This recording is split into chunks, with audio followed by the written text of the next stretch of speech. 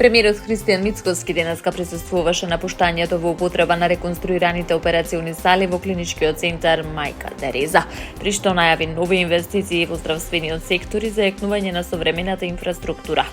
Со реализацијата на 6 пуштени сали, дополнителни 4 кои се очекува да бидат пуштени во следните месеци, целосно ќе биде завршен процесот на поставување на 10 современи и модерни операциони сали во главниот клинички центар. Премиерот најави дека до почетокот на летото ќе биде завршен и нов проект во болницата 8 септември, каде што исто така ќе бидат изградени супермодерни операциони сали. Според него, ова ќе ја позиционира земјата како лидер во регионот по ваков тип на медицински капацитети. Во здравството има многу предизвици, потребни се фундаментални структурни промени во менталитетот на политичарите, но и на здравствениот кадар. Нашата цел е да решаваме проблем по проблем со постепени реформи и соодветен пристап, истакна Мицкоски. Премиерот нагласи дека здравството останува врвен приоритет на владата и дека ќе продолжат да се вложуваат напори за подобрување на инфраструктурата и услугите, со цел заштита на здравието на граѓаните. Би сакал да му честитам на директорот на клиничкиот центар, на директорот на фондот, на министерот и на сите кои беа вклучени во реализацијата на овој проект. Во периодот кој следува ќе продолжиме да се радуваме на нови проекти од ваков тип кои ќе бидат ставени во функција за здравието на граѓаните, заклучи премиерот. Со вчерашната одлука на владата, Регулаторната комисија за енергетика ги намали акцизите за дизелот за 4 денари по литар и за бензините за 2 денари по литар, соопшти денеска премиерот Христијан Мицкоски во разговор со раководствата на компаниите Окта и Хеленик Петролеум. Мицкоски обезбеди дополнителен период од 1 месец за примената на ова намалување. Тој истакна дека кога мерките ќе се стават во целосна функција, се очекува цената на бензините да биде пониска од сегашната, на дизелот да нема покачување на одредени бензински пумпи и покрај глобалната предизвикувачка состојба на пазарот на енергенси.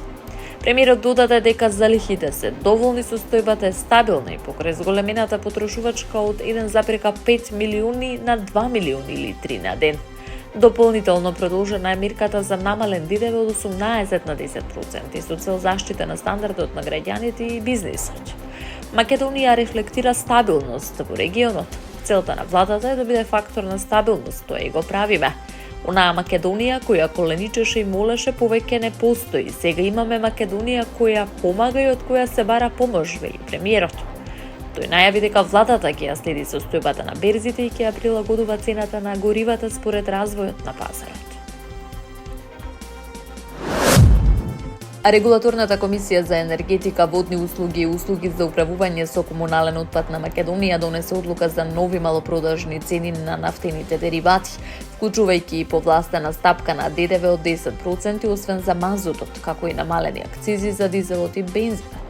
Со ова одлука која стапува на сила од 7 април 2026 година на полноќ, максималните малопродажни цени на горивата ќе бидат прилагодени според намалувањето на акцизите и соодветно на цените на светскиот пазар. Просечно цените на дериватите се зголемуваат за околу 1,41% во однос на претходната пресметка од крајот на март, при што референтните цени на бензините, дизелот, екстра лесното масло и мазутот на светскиот пазар бележат повисоки вредности.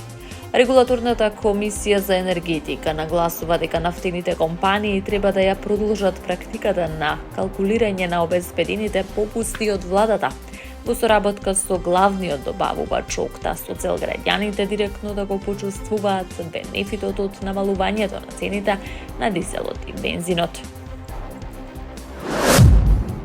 Министерот за надворешни работи и надворешна трговија Тимчо Муцунски престојува во работна посета на Вашингтон, Соединетите Американски држави, каде ја предводи високата владина делегација на втората сесија од стратешкиот диалог меѓу двете земји, која ќе се одржи во вторник.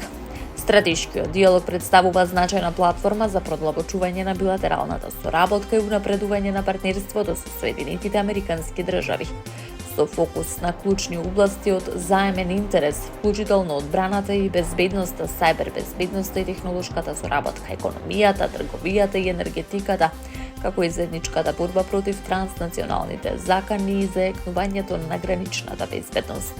Со одржувањето на втората сесија од стратешкиот диалог се потврдува континуитетот на сојузништвото меѓу двете земји и заедничката посветеност. Министерството за внатрешни работи ги известува граѓаните дека од петок или 10 април оваа година започнува целосната имплементација на системот за влез и излез во Европската унија.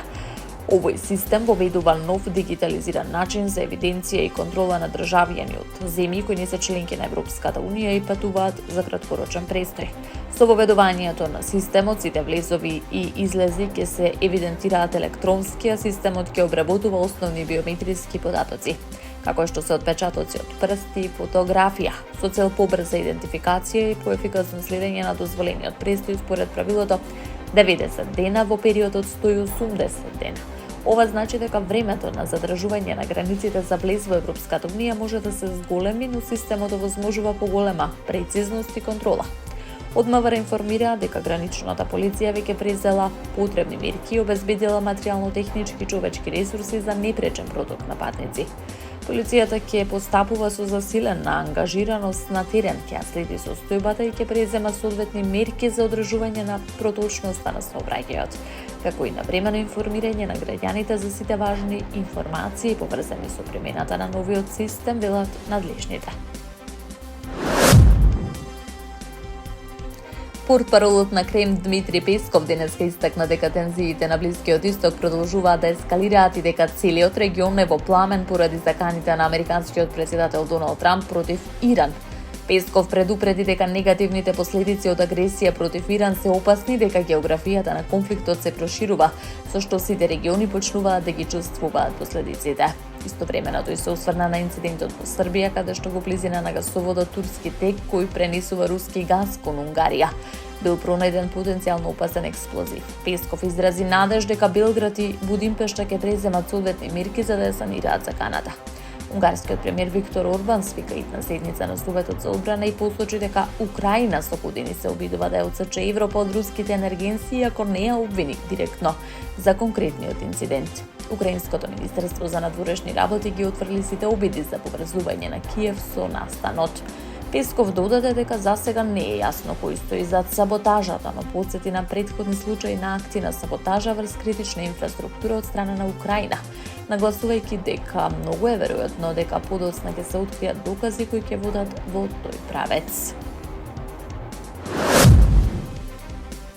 Шефот на разузнавачката служба на иранската револуционерна гарда Маџид Хадеми е убиен денеска во напади на Соединетите Американски држави и на Израел, соопшти иранската револуционерна гарда. Како одговор на израелско-американските напади, Техеран ги таргетираше претежно енергетските објекти на Блискиот Исток поврзани со Соединетите Американски држави и Израел, за што зборуваше портпаролот на иранскиот генерал штаб.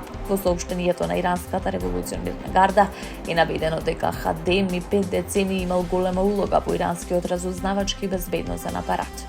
Ројтерс наведе дека иранските државни медиуми објавија дека Хадеми е мртов, но при тоа не објавија детали.